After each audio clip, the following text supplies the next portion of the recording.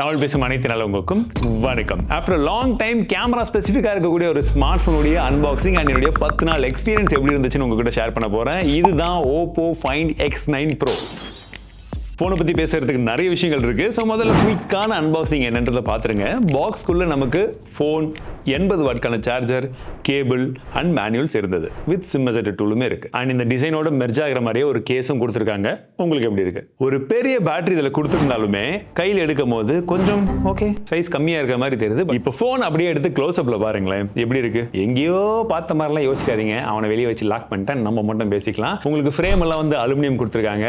And edges எல்லாம் லைட்டாக கர்வியா இருக்கு. கையில பிடிக்கும் போது இனான் ஃபீலுமே நல்லா இருக்கு. சொல்ல போனா உங்களுக்கு பின்பக்கம் கிளாஸ் கொடுத்திருக்காங்க அண்ட் ப்ரொடெக்ஷனுக்கும் என்ன இருக்குன்றதை நான் மென்ஷன் பண்றேன். டைட்டானியம் சார்கோல் ஃபினிஷிங் கொடுத்திருக்காங்க. மேட் ஃபினிஷிங், ஃபிங்கர் பிரிண்ட்ஸ் மெஜஸ் படாதுன்றது ஒரு ப்ளஸ் பாயிண்ட். கூடவே வந்து பாத்தீங்கன்னா 8.25 mm திக்னஸ் இருந்தாலுமே என் கையில வச்சு பார்க்கும்போது எனக்கு ஃபீல் நல்லா இருந்தது.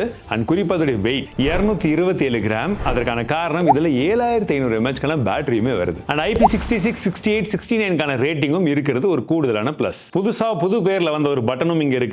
Snap key. சிங்கிள் பிரஸ் பண்ணும்போது ஸ்கிரீன்ல இருக்கக்கூடியதை கேப்சர் பண்ணி அதில் இருக்கக்கூடிய விஷயங்கள்லாம் என்ன ஏதுன்றதை சம்மரி எடுத்து மைண்ட் ஸ்பேஸ்ல வச்சுக்கும். இதுவே நம்ம லாங் பிரஸ் பண்ணும்போது ஆடியோ ரெக்கார்டிங் 1 minute வரைக்கும் பண்ணும். அதை சம்மரைஸும் பண்ணி எடுத்துரும். அண்ட் கேமராவுக்கு முக்கியத்துவம் இங்க கொடுத்திருக்காங்கன்றது பின்பக்க டிசைன்ல பார்க்கும்போதே உங்களுக்கு தெரியும். இந்த டிசைன் உங்களுக்கு பிடிச்சிருக்கா? ரொம்ப மினிமலான பெசலோட பார்க்கிறதுக்கு நல்ல ஒரு பெரிய டிஸ்பிளே இருக்குங்க. 6.78 இன்ச்கான AMOLED டிஸ்பிளே இருக்கு. 120 Hz ரெஃப்ரெஷர்ஸோட இது ஒரு LTPO டிஸ்பிளே வேற. அண்ட் பீக் பிரைட்னஸ் பொறுத்த வரைக்கும் 3600 nitsக்கான பிரைட்னஸ் வருது. ஸோ இன்டோர்ல இஷ்யூவே கிடையாது. அவுட்டோர் டேரக்ட் சன்லைட்லயுமே யூசபிலிட்டி நல்லா இருந்தது. கலர் ரீப்ரொடக்ஷன் ஸ்கிரீன்ல ரொம்பவே நல்லா இருந்தது. நீங்க HDR கண்டென்ட் எல்லாம் பார்க்கும்போது விஷுவலா நல்ல என்ஹான்ஸ்மென்ட் பண்ணி கொடுக்குது. உங்களுக்கு Netflix, YouTube ரெண்டுத்துலயுமே HDR கான சப்போர்ட்டும் இருக்கு. இப்போ கேமராவை பத்தி பேசலாம். 200 மேப்ஸ்க்கான டெலஃபோட்டோ லென்ஸ் கொடுத்திருக்காங்க.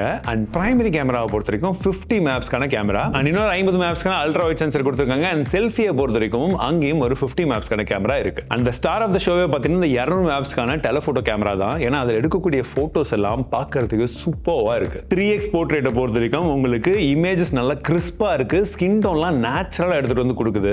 அண்ட் நீங்க 6x போகும்போது கூட பாத்தீங்கன்னா உங்களுக்கு அந்த இமேஜ்ல இருக்கக்கூடிய டீடைல்ஸ் எல்லாம் நல்லாவே ரிட்டைன் ஆகுது. ஸோ இந்த லாஸ்லெஸ் ஜூம் அப்படின்னு அவங்க சொல்றது actually it is working. And அதிகப்படியா 120x ஜூம்ல போகும். அதில் எடுத்த போட்டோஸும் எப்படி இருக்குன்றதை பாருங்க. அண்ட் போர்ட்ரேட்ல எடுக்கக்கூடிய போட்டோஸுமே பார்க்கறதுக்கு ரொம்ப நல்லா வந்திருக்கு. அந்த ஸ்கின் டோனா இருக்கட்டும், நீங்க இன்னும் ஜூம் பண்ணி பார்த்தீங்கன்னா உங்களுக்கு டீடைல்ஸுமே ரொம்ப நல்லா வந்திருக்கு. அந்த எட்ஜ் ரிடக்ஷனும் வந்து பார்த்தீங்கன்னா இன்க்ளூடிங் அந்த ஏரியுமே வந்து மேக்ஸிமம் ப்ராசஸ் பண்ண ட்ரை பண்ணி நல்லாவே ப்ராசஸும் பண்ணிருக்கு.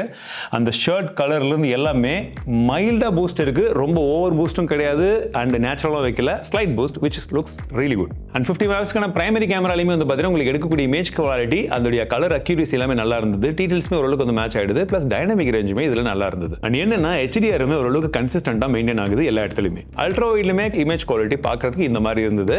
அண்ட் செல்ஃபி ஆக்சுவலி சர்ப்ரைசிங்லி ரொம்பவே நல்லா வந்தது. 2 பேர் இருந்தாலுமே 2 பேருடைய ஸ்கின் டோனையுமே மேட்ச் பண்ணுது. அட் த சேம் டைம் உங்களுக்கு டைனமிக் ரேஞ்ச் இதுலயுமே வந்து நல்லா வந்தது. இன்க்ளூடிங் டீடைல்ஸும் நல்லா இருந்தது. சரி, இதெல்லாம் டே டைம்ல. லோ லைட்ல அந்த என்வாயன்மெண்ட்ல எப்படி இருக்குன்னு பாத்தீங்கன்னா அதுலயுமே எடுக்கும் போது ஒரு மாதிரி இருந்தாலுமே ப்ராசஸிங் ரொம்பவே நல்லா பண்ணுது.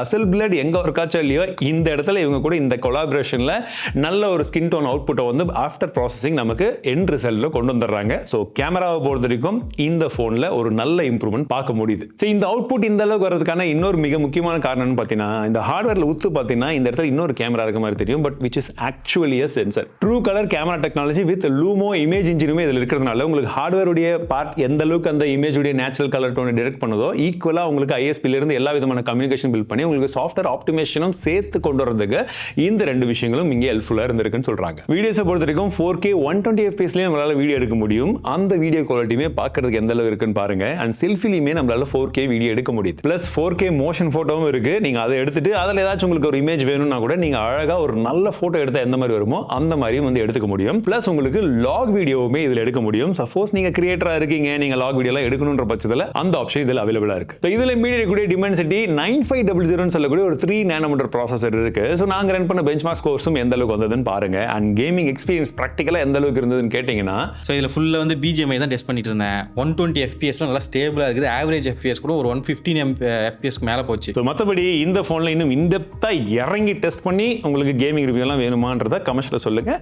ப்ரோவை டெஸ்ட் பண்ண வச்சிடலாம். ஏன்னா இதுதான் இப்போ MediaTek Dimensity இருக்கிறதுலே flagship processor. LPDDR5 RAM type UFS 4.0 storage டைப்பும் இருந்ததுன்றது தெரிஞ்சுக்கோங்க. அது புது ஃபோன், ஸோ அதனால யூஸ் பண்ணும்போது நல்லா ஸ்னாப்பியாக இப்படி தான் இருந்தது. போக போக லாங் டேர்ம் டெஸ்டிங்கில் ஒரு வாய்ப்பு கிடைச்சதுன்னா அப்போ எப்படி இருக்குன்றத ஃபுல் ரிவ்யூவில் சொல்கிறேன். அப்போ தெர்மல் மேனேஜ்மெண்ட்டும் இந்த இனிஷியல் டெஸ்டிங்கில் பார்த்தீங்கன்னா ஓரளவுக்கு நல்லா தான் பண்ணியிருக்காங்க. அண்ட் பேட்டரியை பற்றி பேசும்போது 7500 mAh ஒரு பெரிய பேட்டரி கொடுத்துருக்காங்க. சூப்பர் வூட்கான சார்ஜர், 80 வாட்கான சார்ஜர் வந்து பாக்ஸ்லேயே வருது. ப்ளஸ் உங்களுக்கு 50 வாட்கான வயர்லெஸ் சார்ஜிங்கான சப்போர்ட்டும் கொடுத்துருக்காங்க. ஸோ பேட்டரியை பொறுத்த வரைக்கும் நாங்கள் 1 hour கேம் பிளேல எங்களுக்கு 17-18% பேட்டரி வந்து போச்சு. ஸோ லாங் டேர்ம் அப்படின்னு பார்க்கும்போது பேஸ்ட் ஆன் த யூசேஜ் ஒரு 6.5 7 மணி நேரம் மாறி மாறி வந்தது. அண்ட் மிஸ்டர் படத்தை கடுப்பேற்றுறதுக்கு நம்ம கிட்ட இந்த ஃபோனில் ஒரு ஃபீச்சர் இருக்கு. O+ கனெக்ட் மூலியமாக நீங்க இந்த ஃபோனை வச்சு ஆப்பிள் ப்ராடக்ட்ஸ்ல ஃபைல்ஸ் அனுப்புறது, ரிசீவ் பண்றது, ஏன் டிவைஸே கண்ட்ரோல் பண்றது, எல்லா விஷயங்களும் பண்ணிக்கலாம். அண்ட் இந்த O+ கனெக்ட் ஆப்பிள் போலவே ஆண்ட்ராய்ட்லயுமே ஒர்க் ஆகும். இது என்னை மாதிரி ஆண்ட்ராய்டு ஃபோனை வச்சுட்டு அந்த பக்கம் ஆப்பிள் ப்ராடக்ட்ஸ் யூஸ் பண்ணக்கூடியவங்களுக்கு பயங்கர ஹெல்ப்ஃபுல்லா இருக்கும். கனெக்டிவிட்டின்னு பார்க்கும்போது நமக்கு Wi-Fi 7 கொடுத்துருக்காங்க, Bluetooth 6, NFC-யும் இருக்கு, அண்ட் USB 3 கொடுத்துருக்காங்க. சரி, இப்போ சாஃப்ட்வேருக்கு வருவோம். ColorOS 16 கொடுத்துருக்காங்க. முன்ன இல்லாத அளவுக்கு இப்போ பார்க்கும்போது ரொம்ப ரிஃபைண்டா அண்ட் ஸ்னாப்பியாவே இருக்குன்னு சொல்லலாம். குறிப்பாக சொல்ல போனா உங்களுக்கு இதோடைய அனிமேஷன்லாம் பார்க்கும்போது அப்படியே இன்னொரு ஸ்டெப்பு அடுத்துட்டு போயிருக்காங்க. ஸோ இருந்தாலும் இதில் பேசணும்னா இதுவே ஒரு 10 நிமிஷத்துக்கு பேசணும். ColorOS 16 பற்றி உங்களுக்கு டெடிகேட்டட் வீடியோ வேணுமான்றதை கமெண்ட்ஸில் சொல்லுங்க. இல்லை மார்வெஸ்ல நம்ம ஏற்கனவே வேற ஒரு வீடியோ போட்டிருக்கோம், தெரியாதவங்க அங்கேயும் போய் பார்த்துக்கலாம். அண்ட் இந்த வாட்டி இந்த ColorOS 16 பொறுத்த வரைக்கும் ஜஸ்ட் ஒரு அப்டேட்டை கொடுத்தோமா அப்படின்ற மாதிரி இல்லாமல் உண்மையாகவே எந்தெந்த விஷயங்களெல்லாம் மாற்றங்கள் பண்ணால் யூசருக்கு ஹெல்ப்ஃபுல்லாக இருக்கும் அப்படின்றத வந்து பார்த்து பக்குவமாக நிறைய விஷயங்கள் வந்து பண்ணியிருக்கிறாங்க. நிறைய விஷயங்கள் வந்து நல்லா சுட சுட வந்து பண்ணியிருக்கிறாங்க. அது எப்படி சுட்டாங்கன்றது உங்களுக்கு வந்து தெரியும்.